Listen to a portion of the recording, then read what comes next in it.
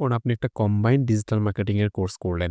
যেকোনো ইনস্টিটিউট থেকে এবং সেখানে অফার করেছিল social media marketing, search engine marketing, WordPress, Shopify, drop shipping আরো অনেক কিছু।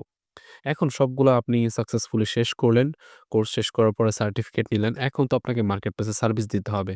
আপনি কোন সার্ভিসটা অ্যাকচুয়ালি দিবেন? সবগুলা? না। সবগুলাতে কখনোই আপনি এক্সপার্ট হতে পারবেন না। কারণ ডিজিটাল মার্কেটিং একটা সমুদ্রের মতো। সেখানে যদি আপনাকে ভালো কিছু করতে হয়, যেকোনো একটা সার্ভিস নিয়ে আপনাকে এক্সপার্ট হতে হবে।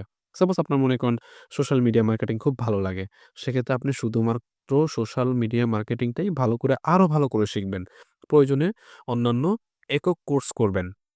YouTube ঘাটাঘাটি করবেন, Google ঘাটাঘাটি করবেন। করে নিজেকে আরো এনহ্যান্স করবেন।